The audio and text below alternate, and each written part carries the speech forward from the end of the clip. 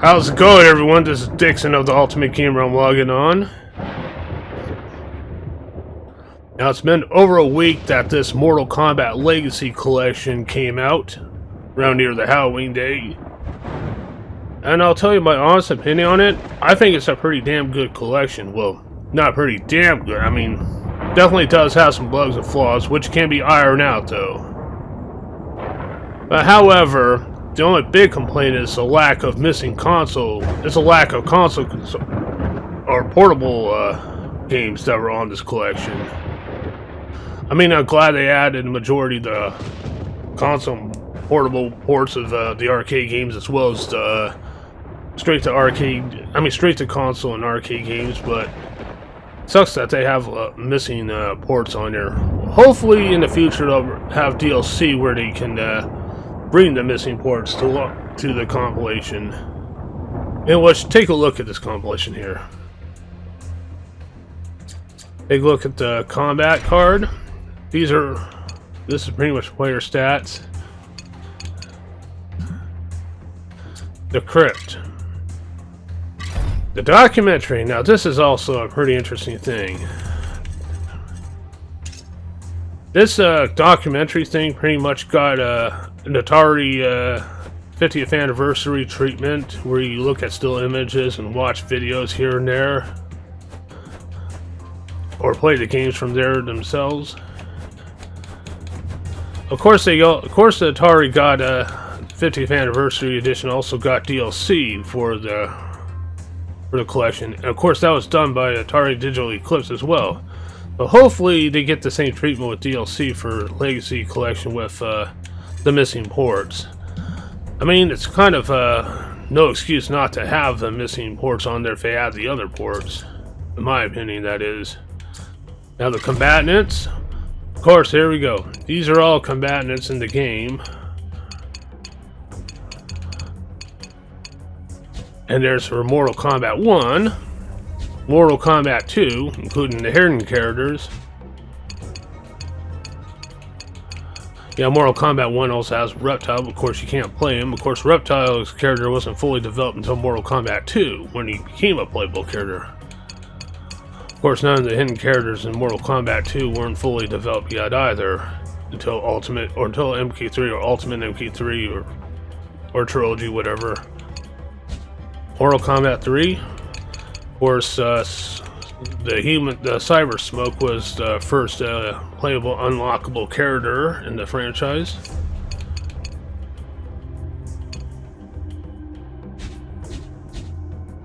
Ultimate MK3, which brought back the masked ninja characters, including the female ones like Katana, Melina, and first time playable ever is Jade.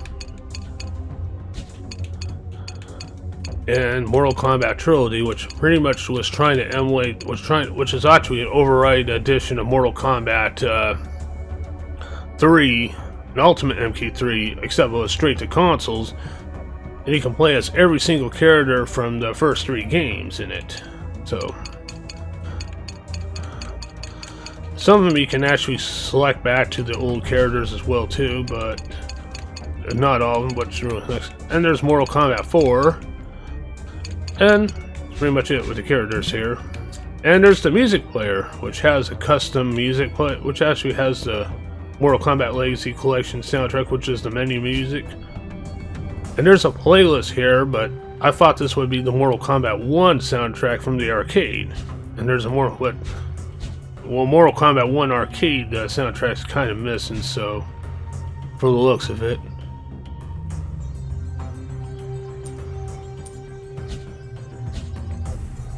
Yeah, 1, 2, 3. I mean, not 2. 1, no. Yeah, 2, 3. Those are arcades. Super Nintendo version of Mortal Kombat 1 and 2, 3. As well as the Sega Genesis versions of the trilogy, and the Game Boy versions of 1 and 2, Game Gear version of 1, etc. They need to work on the music player and the soundtracks a little bit too. I mean, you can listen to music during the game, that's cool, definitely no problem about that. Let's take a look at the collection. Now, I don't do online multiplayer, so Now these are all the games. Of course, you can take a look at all the arcade games. Let's see. There's arcade version of the first game, arcade version of MK2, arcade version of MK3, arcade version of Ultimate MK3, and a never released Ultimate MK3 WaveNet. Now, I'm not sure what the hell that is, so... First, I'm releasing the compilation, the arcade version of Mortal Kombat 4. Well, that's an arcade game, not version. Why do I say version with arcade games? Because that's how they started with. MK4 was, of course, the last Mortal Kombat game to be released in arcade games. Now let's take a look at the console ports. Mortal Kombat 1 on the Genesis is the one I remember the most, especially with that blood code. ABAC, ABB, that's something I don't forget. Mortal Kombat 1 on the Super Nintendo, which is still a decent port though, even though it's censored, but hey, at least the fatalities for Sub-Zero and Raiden are at least original, and they pulled them off really good. And pretty much Scorpion and Sub-Zero's and Liu Kang's fatalities remain the same. The two weakest fatalities is Johnny Cage and Kano's when it comes to the censored version of Mortal Kombat. However, the Super Nintendo version's kind of more closer to arcade when it comes to graphics and sound, but however, I do like the Genesis version, the chiptune. But when you have the blood code off in the Sega Genesis version, it's actually even worse when it comes to censorship. But when you have the blood code on in the Sega Genesis version, the Mortal Kombat version on Sega Genesis is more superior. Now, however, they didn't have that issue with the next generation when it comes to censorship. Mortal Kombat 2 on the Genesis I got from day one. Even though it wasn't as good as the arcade port, and Super Nintendo version is actually superior when it comes to that part, but the Genesis version has its own sorts of fun and original ideas and for like cheats and all that, and it's still a playable game on the Genesis. Now the Super Nintendo version, it's definitely, they learned a lot from the first game when it comes to censorships. I don't think you can censor out Mortal Kombat 2. And Mortal Kombat 2 on the consoles was released about months or two before the Entertainment System Rain Boards was invented. Around that time, there was also the Sega 32X version that was released on, which was an add-on for the Sega Genesis. And actually, that was actually the big improvement. It kind of combines majority of both of the two console ports into that one almost, though. Even though it's kind of the soundtrack's kind of lacking compared to the Super Nintendo version, but I'm glad they added the 32X version in it. However, which gets me the question about Sega add-ons. They don't have the Sega CD version of Mortal Kombat, which is disappointing, because that one's a pretty good port. That one's a good port too. That one's kind of like the Genesis, except that one's more superior. Even though the loading time can be a pain, but it is what it is. Sometimes, depending on what hardware you run the Sega CD game on, it might have faulty issues. But hopefully they'll add that one in the future. Now, Mortal Kombat 3 on consoles. Mortal Kombat 3 on Genesis and Super Nintendo. Of course, those ports, again, the Super Nintendo version wins, but neither MK3 ports are kind of worth looking back into too much, though, compared to the previous two games. There was also a PlayStation 1 game, or PSX game, that was released near the launch date of the PlayStation, which is not in this collection, but I'm not sure that's a huge deal. I don't think that's a huge deal since they brought Mortal Kombat Trilogy about a year later.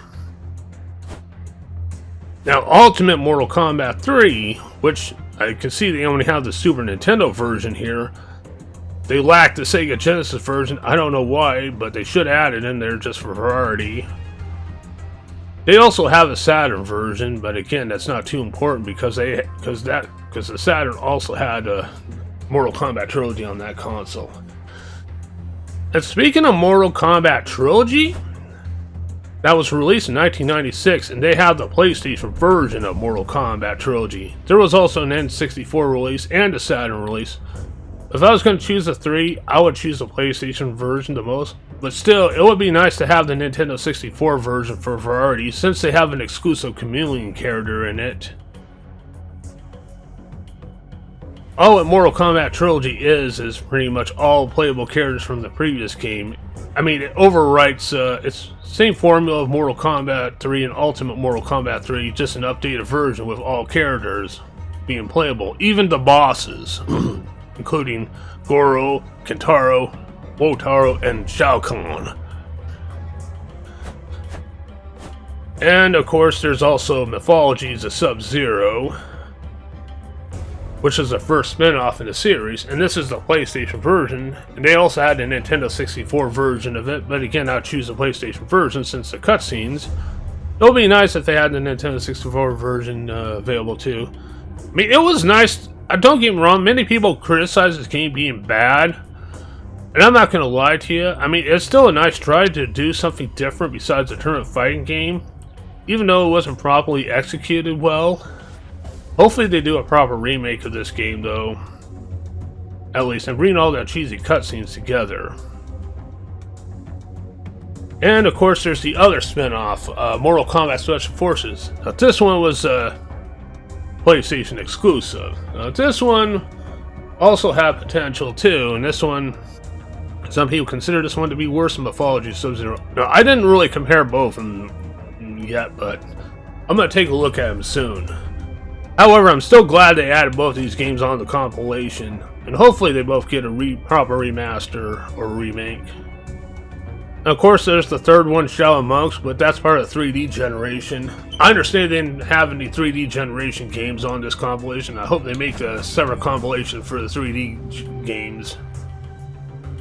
Of course, however, I don't see a console port of Mortal Kombat 4, which was released on which they did have a release on PlayStation, Nintendo 64, and what's really disappointing is they don't have MK Gold, which was exclusively released on the Dreamcast. That was pretty much an updated version, straight to console version of Mortal Kombat 4, which added more stuff to it, more characters.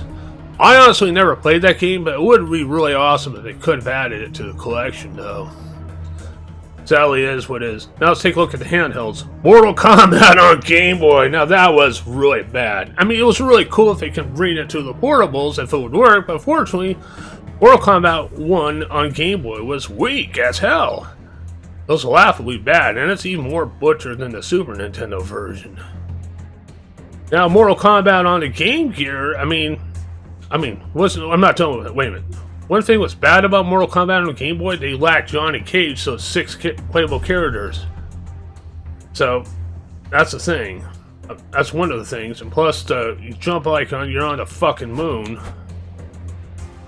in that one, and you can't pull off a special move really well, and it's very difficult to pull off his fatality. I mean, the only plus side about it is is you can play as Goro in it, unlike any other ports. But other than that, it's not really worth it. Now, Mortal Kombat on the Game Gear, however, that one is actually more superior than the Game Boy version. Even though it was a downgrade compared to the 16-bit console ports. But however, even though the port's not perfect, but like the Genesis version, this one does have a blood code and you can pull out bloody fatalities. Unlike the Game Boy, it has 6 characters, except they kept Johnny Cage, but they left out Kano in the Game Gear version. I still think however, the Game Gear version is more of a better way to play. Now, Mortal Kombat 2 on the Game Boy. Now, that one, they did a huge improvement on it. Everything was fixed compared to the first one on the Game Boy. I mean, you can pull off moves easier than you can on the Game Boy for Mortal Kombat 2 than you can for the Game Boy on the Mortal Kombat 1. So that's definitely a big plus there. Here's where the disappointment comes when it comes to Mortal Kombat 2 on the portables. They also had a Game Gear version, and for some reason, and I also had a Game Gear port of Mortal Kombat 2, and for some reason, they don't have that one in the collection either. Why not? That's bullshit. Of course, I see they're lacking Game Boy and Game Gear ports of Mortal Kombat 3. I mean, probably they might be inferior, but still, it'll be nice to have in the collection. And of course, there's also Mortal Kombat 4 on Game Boy Color. Going ahead of myself here, didn't I? However, the last 3 games that are handheld portable games that are on here are the Game Boy Advance games. Mortal Kombat Advance, which Mortal Kombat Deadly Alliance, which was the beginning of the 3D era on the console ports, but Deadly Alliance on Game Boy, oh, that was a mess. And there's Mortal Kombat Tournament Edition, which is pretty much plays like Deadly Alliance. I didn't investigate these 3 really well, but all 3 of these games are. Maybe I might give them another try. Maybe I might be wrong about it because I didn't put any heart into it. So, but altogether, I just hope they bring all the missing consoles and handheld ports to the compilation as possible. If they can't bring the Saturn games, I'm well aware of that too. But or the PS3 or the PS1 version of MK3, that's okay too because we got PS3 of MK Trilogy. I'm PS1 of MK Trilogy. I'm sorry, PS1, PS2, whatever. Yeah, by the way, I'm playing this compilation on Steam.